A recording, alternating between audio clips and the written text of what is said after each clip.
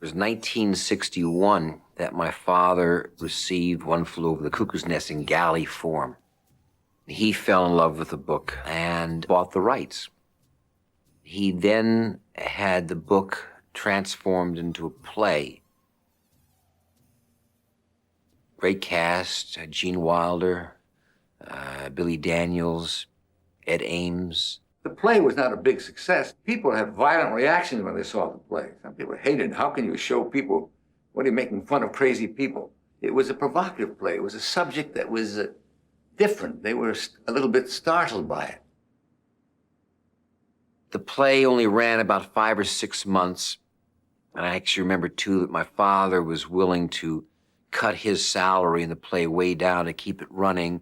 Some of the other actors were not willing to do that, and he was sort of angry and said, well, they don't feel that strongly about it, then fine, let it close. Then an interesting thing happened. I was on a tour of Europe for the State Department, and I went to Prague, Czechoslovakia at that time, which is a communist country, and I met a young director, Milos Forman. He was talented, he was young, he had a lot of imagination. I met Kirk Douglas on an American Cultural Attaché, and he asked me if he can send me a book, if I would be interested to make a film out of the book. Oh, I said, well, of course, right? And then he left the room, and the book never came. 10 years later, I get an envelope from Michael Douglas and Saul Zaentz. And in the envelope is that book Kirk Douglas was talking about, One Flew Over the Cuckoo's Nest. Later, when I met with Kirk Douglas, he looked at me and said, you son of a gun. I sent you the book 10 years ago, and you even didn't have a courtesy to, tell me to shove it. And I said, Kirk, exactly the same thing I thought about you, son of a gun. The moment he left the room, he forgot about it. And I was there hoping, waiting, Well, what happened was he really sent the book. But at the customs, the censors confiscated the book. Michael Douglas and Saul Zaentz sent me the book without knowledge that Kirk already sent me the book 10 years before. Dad was getting ready to sell Cuckoo's Nest. He was revamping and had kind of given up and just couldn't get it made. And I said, wow, I love that book. I love that story. I said, let me run with it. In 71, we had a call from Michael Douglas, and he wanted to know if we were still interested in making Cuckoo's Nest. Told him, yes, we still wanted to make the picture, but not with the restrictions your father put on it. And he said he's given up those restrictions, and I thought Cuckoo's Nest was a great book, and I thought it would make a great movie. And I was naive enough to think that you could make a picture of any book you wanted to. You just got permission, you made the picture. No major studio would finance the film. But Saul Zaentz, stubborn man, and Michael Douglas decided we'll make it. We'll make it as a very low-budget film. To make a low-budget film, they can't afford a, high-priced director. So they needed a director whom they somehow respect and who is cheap. And here I was. Michael and I spoke to a few directors, very big names, some of them. Most of them would not say what they had in mind. Milos was the first director who wasn't afraid to tell us how he thought the picture should be made. He told us he thought it should be real, and he pressed the right button without knowing it. And I'll never forget, I remember Saul and I turned to each other, we started crying. Because we started crying because we thought, we're not crazy. Here's a man who realizes how much this picture means to us, and he wants to share it with us. This is a Czech movie. This is a movie about society. I just lived 20 years of my life. It's about everything I know. And I know how these people feel. Michael had a script written by a guy named Larry Hauben, who had written some things. I don't know if they were produced as filmed, but it was a very nice, as a script, it was quite naive in the technical sense. It was like directly from the book. Bo Goldman was brought into through Milos's agent, as I remember. Bo rewrote the script, and he's a marvelous writer, Bo. Bo thinks he was brought in because he worked cheap, too. But we all worked cheap at the time. You know, nobody got paid anything to speak of. My fee was $8,000. It seemed like a lot of money, and I had 6 children. Here was my first shot in Hollywood, and it was going to keep me there for a few more weeks before I had to go back to being a house husband for my wife, you know, who sold fishes to the rich in the Hamptons. You know, not a great calling for a nice Jewish boy from Park Avenue. Milos sent me the script, and he asked me what I would do with this. How would I improve this script? And I remember the first idea I had was that when McMurphy is delivered to the institution, that he kiss one of the guards on his arrival. And Milos said, "It's good." And so I met Milos over at the Sunset Marquis Hotel. That was where he was living on the ground floor. We would meet every day at 10 o'clock. About 10:30, say, "You want beer?" And I'd say, "No, thank you." And he'd have a beer. And then we would go back to work, scene by scene, rewriting each scene. And Milos would sort of drift, and I always knew he was drifting because that meant 2 bikinis were walking by outside. You know, "What do you think, Bo? You think he's a good idea?" And then he would act out all the parts as I would be working on them. I remember, he said, "What we did before is something different." So I, you know, and my handwriting is atrocious. And I'd be scrabbling through it, trying to figure out that. He said, "No, not that one." No, and I'd try another eye. "No, not that one." I said, "The other." Oh, I said, "I erased that." Milos, she said, "You erased." You erased a line. From then, I've never erased a line in my whole life. The casting conversation started coming up regarding McMurphy. And as I remember, I think we went first to Gene Hackman, who passed. Went to Marlon Brando, who passed. And going back now I think it was about a year before, Hal Ashby at one time had mentioned Jack Nicholson. Now you have to remember, Jack had done 5 Easy Pieces, Easy Rider, but his persona was sort of the sensitive young man or the intellectual that was a badass, you know. It wasn't R.P. McMurphy. But Hal had just started to do a picture called The Last Detail. And he said, "You got to take a look at this." That was the first picture where you really felt the kind of the size of Jack. Milos was very consumed with Burt Reynolds. Milos loved Burt Reynolds. And I remember him going off, he was doing Smokey and the Mess, and I said, I kind of know what you mean, but what is it? He said, yeah. He has cheap charisma. Cheap charisma. It is perfect for McMurphy. No, Jack was really always my first choice.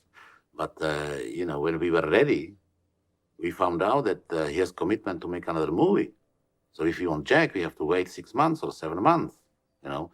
Then I started to think about other, you know, actors eventually. And I must tell it, you know, to the credit of Saul and Michael, you know, when I came back to them and said, "Listen, I would rather wait." They said, "Okay, we'll wait." For the big nurse, we were all convinced that we have to have somebody who is really personification of evil.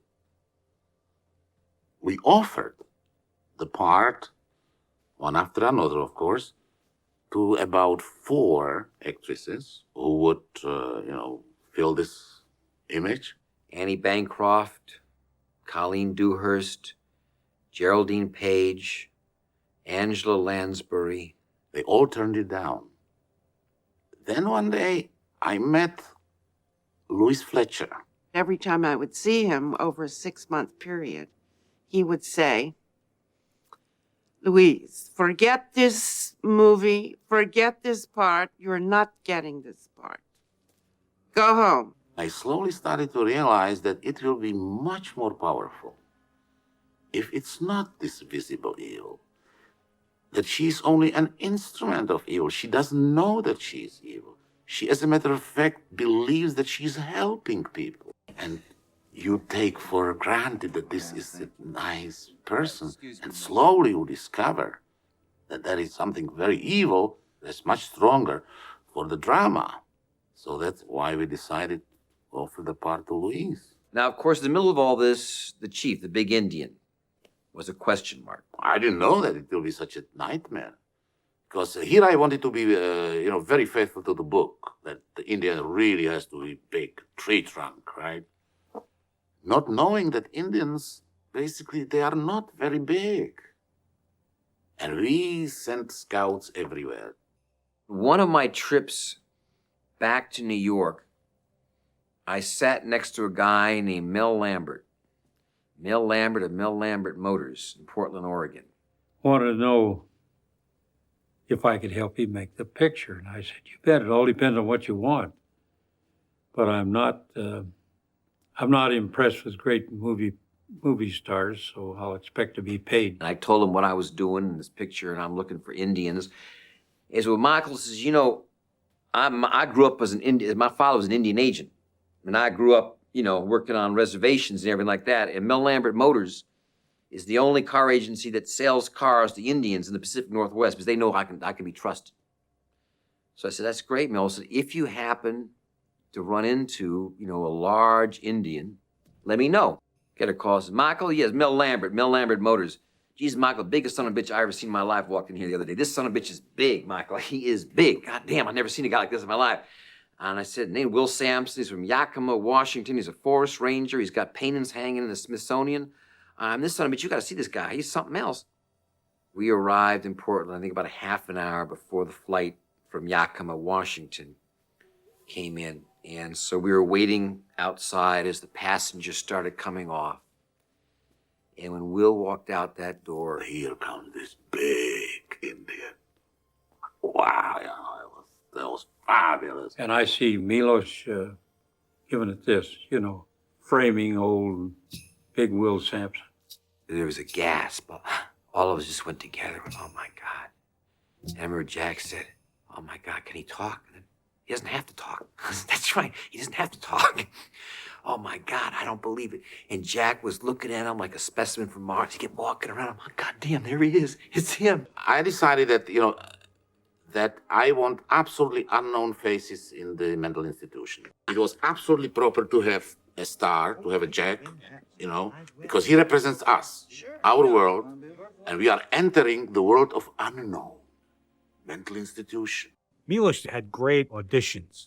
They were improvs. He was the big nurse, and he sat everybody around in the day room, and he asked us questions. He would get the improvisation going and feed us, and get us going among each other and everything.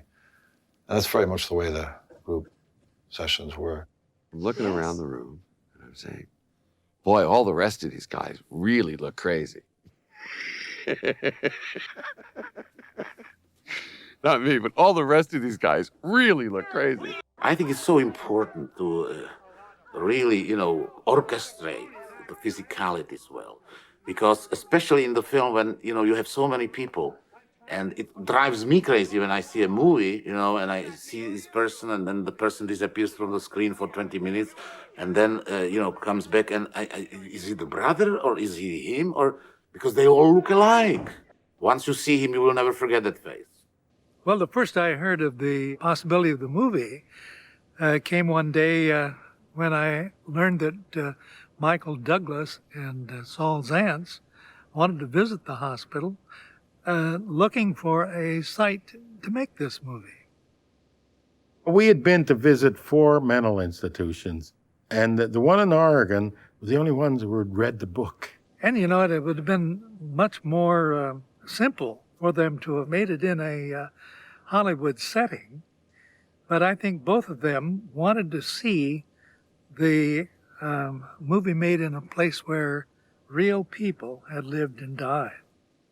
What everybody thought was a crazy decision, which was shooting a 90% interior film in January when it's totally dark all the time, up on location, turned out to be one of the best decisions I think Saul and I made. And it just created an ambiance and an isolation that was hard to match. We've been here on the grounds of Oregon State Hospital, which is a functioning institution for the incarceration of mentally disturbed people, or for the examination of people who have been charged with or convicted of crimes that are judged to be related to. We had a week of rehearsal before we started. And we spent half the day rehearsing large scenes, basically rehearsing them for camera.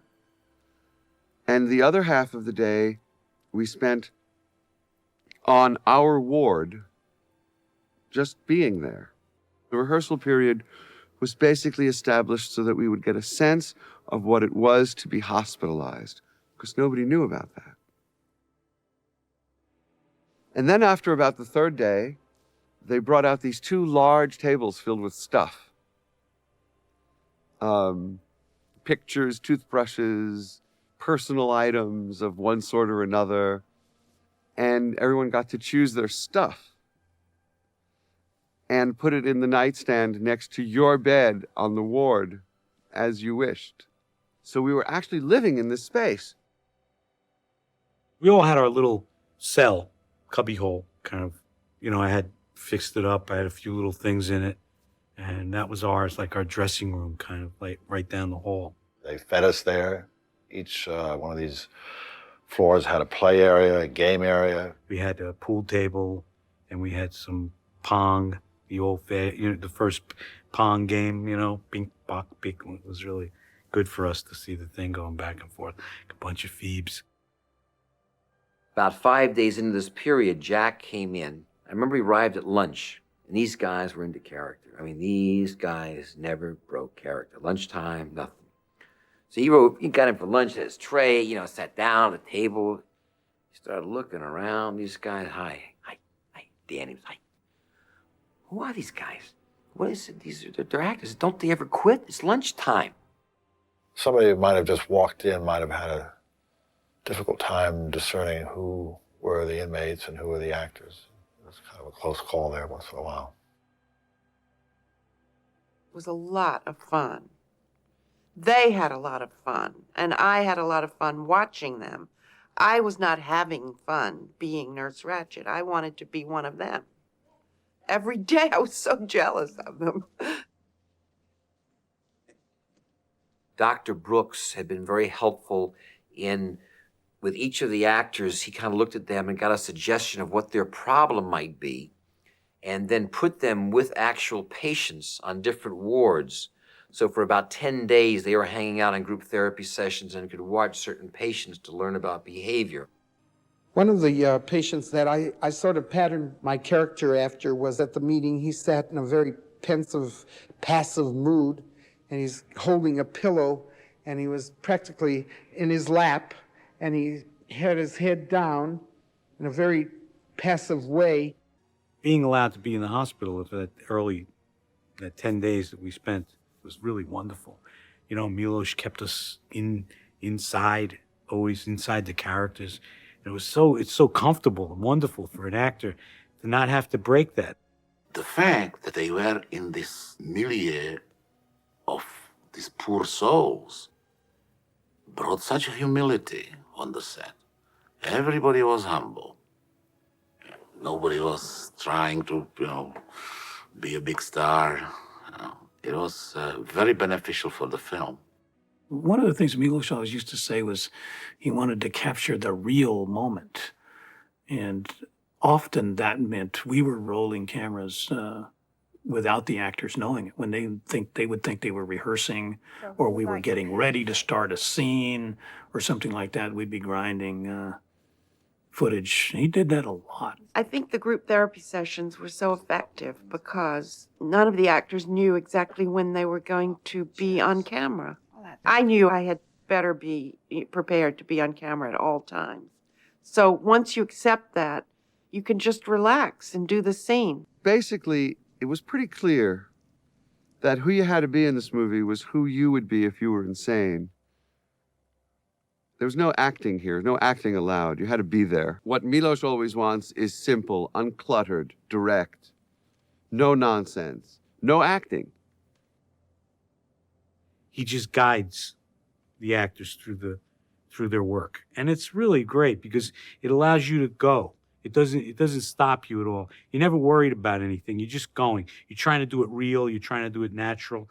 Because that's one of his big, that is not natural. That is not natural. At least 3 times a day that I met with Milos, these 4 words would come out, and I used them all the time. But Bo, don't count those words. It must be real. Milos and I never discussed the interpretation of this part. Never, not once. The only thing I knew that he wanted, because he said it over and over again, is it natural? The nurse was never a problem for me because my mother-in-law talks exactly like the nurse. If I was ever, she would always say, Bo, I don't think so, Bo. Well, that's not a good idea, Bo. Well, what would you think about it, Bo? It's first of all, you have to get a doctorate in the Institute of Passive Aggression. And then you create this kind of frigid female who has tremendous kind of sexual potency at the same time. Nurse Ratched has never been played like this. Well, Nurse Ratched's never been written exactly like this either before. I see her as a human being she's not a medieval witch. I see her as a woman who believes totally in what she's doing. She believes that what she's doing is absolutely right and best for all the patients. We got closer and closer to being institutionalized human beings. We would go out to dinner at night, and Louise would say, Vincent, you sit here, and Mimi, you sit here, and Danny, you sit here, and I'll sit here. There's a moment when McMurphy comes back on the ward after having had electroshock therapy, and he pretends to be a robot, someone who's been terribly injured by this treatment, and all his buddies on the ward are terrified when they see him come down the hall that way. I, of course, know all the time that he's faking. Weeks before, he had said to me, what's your first name? Because Nurse Ratched didn't have a first name. And I said, Mildred. Weeks go by, nobody ever mentions that at all. And he uses it. Well, if you look closely, you'll see that I'm turned red. I absolutely blush, as if I were that person. Jack is not only a great actor, he's also a smart actor, because he knows that better the people around him will be, he will be better. He was McMurphy even behind the camera. For all the guys, all the goons, all the loonies. I had a sort of theoretical idea, which I thought is brilliant, that if we confine the whole story in the walls of the mental institution, that it will work stronger at the end when the Indian breaks out. So I didn't want the fishing trip. I thought it should be in the picture, and Milos thought it shouldn't. He thought it was cheating, taking him out of the hospital. And then later, Milos, as he does, he's willing to change his mind, and if he gets convinced by himself, he has to do it. And he changed it. He said, but if it doesn't work, we can take it out. I said, that's any scene in a picture. If it doesn't work, we take it out. They gave me a part in there as a harbor master. Milos said he's going to try to take your boat. You don't want him to take the boat, so you just ad-lib. But an hour before we shot, Jack Nicholson would walk by me and he'd say, I'm taking your damn boat and there's nothing you're gonna do about it. I said, you take that boat, you little turkey, and you're gonna get the worst ass kicking you ever had. Well, I'm taking the damn boat, and there's nothing. By the time it came due for to shoot the scene, he had me so mad that we didn't really need to rehearse. We weren't sailors. We didn't know our ways around a boat. My character did. We did one take, and it just got into my head that maybe I'd almost fall off. Danny, Vinny Schiavelli, and Chris Lloyd got the worst seasickness I have ever seen in my life. I mean, they were out there, and these poor guys came back after being out there for 10 hours, so sick. And then the next day, knowing they had to go back out again for like a week. And we literally had to take him. I can't do it. I'm not going to do it. You wanted to be out where you couldn't see the land. And like, you know, I was sick on the dock. There was supposed to be a close-up on me catching a fish in the back of the boat. And I just thought, I don't know how I'm going to do that. Because the back of the boat was just flipping up and down, and I could just see myself being catapulted right into the ocean. In between takes, everybody except for Jack, we were all our asses like just sticking up, puking our guts out over the railing. It was like amazing. And then Milos, okay, we're gonna start over here. Now you take the fish head and you hold it in your hand. You know, and the next thing you know, Vinny's poking the eye of the fish. Here. I poked out the eye of the fish, putting the hook in, and I remember at the time my feeling was, oh my God, I broke it. Hope I don't get in trouble for breaking the fish. So I tried to put the eye back so that nobody would know that I broke it. The smell of the bait, how to bait the hook. Oh man, and that thing is rocking. And oh, I even think about it, I get a little queasy. I'm starting to get a little dizzy right now. Milos had the idea that Dean Brooks, Dr. Brooks, could actually play the part in the movie. I thought he was kidding. Jack is wonderful to work with, but Jack is always doing something to keep you off base. McMurphy can get a rise out of everybody, but he can't get a rise out of the chief. And it gets him crazy. And that's, you're playing that all the time. You don't have to write a word. Because McMurphy's looking at him and thinking like, when's he gonna pop? Can I make him pop? What's he gonna do? And Jack freezes. He can't believe it. So he wants to make sure something happens. Takes out another piece of gum and hits him again with his elbow, as if that starts the machinery to talk to him. And so he sees immediately, you know, this is his ally. Man, I got a guy with me, you know, who feels the same way I do. And he's that big and he's that strong. At the end of the scene, I said, that was great, Jack, hitting him the second time. You know, I said, and that's when he came in and Jack said, no. He said, I didn't think of it. He said, Bo Goldman, that son of a bitch, Bo Goldman wrote it. With the exception of the boating scene, which was shot at the very end of the film, the rest of the movie was shot sequentially. And everybody got deeply into the parts that they were portraying. I hadn't seen Rhea for like, I don't know, a month or so, maybe longer. I was up there. And boy, she was like totally blown away when she came up there because we were all, you know, into it. I mean, totally like walking close to the walls and you know, very scary. Danny DeVito came to me and said he'd like to talk with me for a little bit. He said we were working so late at night that when he'd get home, it was too late to go back to New York to talk to Rhea. And therefore, he had a friend to whom he talked. And the friend, of course, was imaginary and wanted to know from me whether he had anything to worry about. I said, as long as you know that this is not for real, why no.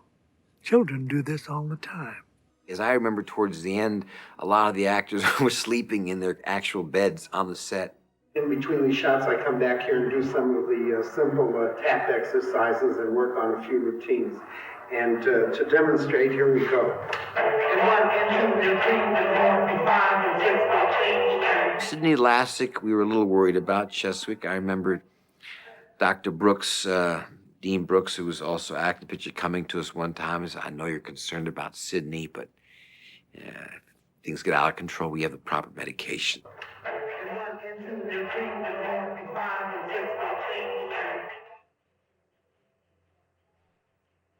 I was so jealous of all those actors being able to cavort and laugh and do all the crazy things they did that one day it just got too much for me. And I just stood up and unbuttoned my dress and ripped it off and threw it down on the floor. And I thought, I'll show them I'm a real woman under here, you know. I think that must have been what I was thinking, you know. I'm not this monster. I remember the party scene, I think it was like 3 or 4 all-night shoots. I almost felt like Milos, all he had to really do was just set up the camera and shoot what was going on. It was pretty close to home. how do you describe the Nicholsonian exuberance, that wildness, that wonderful mad cackle, which is really kind of giving the finger to the world, which is in all of us, which was really very much at the center of the movie. From the moment we're born, we're enjoined to become part of a system. And what are we on this earth for except to invent ourselves? And McMurphy, in his criminality and in his madness and in his obsession, understands that better than anybody. The last scene between the chief and McMurphy, I remember Saul saying, I think he's got to hug McMurphy, and I was concerned about that. I was concerned about the sentimentality of it. And yet, I remember, just putting down the stage direction, and then he embraces McMurphy or something like that, and I think, oh, this is right. What was the chief going to say? What was the chief's last line? And I couldn't find it, and Milos, he says, well, what do you think? What is it? I said, I think he wants to say, let's go. And Milos said, that's it. It's the best line I've ever written. It told a whole story. They were going to take a trip together, that one of them was going to be dead. Made no difference. One actor, Sidney Lassick, in watching just a rehearsal of this scene, wept so bitterly that we had to take him away. That was the only scene that we shot one time. I forget if there was either 4 or 5 cameras going at one time, but they got the camera set and they got everything set, and then literally the entire crew and the cast were all gathered around the day room area. And when he come across and through the machine, through the window, it was just dead silence. And as soon as Milos hollered cut, the whole place erupted. That was not in the script, the guys waking up at the very end. And I thought that would, help the catharsis of the whole film. And I saw when see Saul and Michael, and I couldn't explain them exactly what I mean. I said, but listen, would you mind to add one more day shooting, guys? Do you think it's really important? I think it is, okay? I think any great story, there's no deviation from it. There's no choices. It has to come out that way. Like if a man lives a good and honest life, he's going to come out okay, even if his career gets destroyed, if he loses his children, if he loses his wife, he'll come out okay because he's written the right script for himself.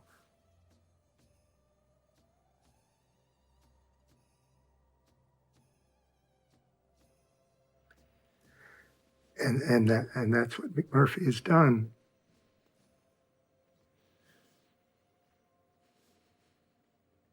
And Robin recognizes that.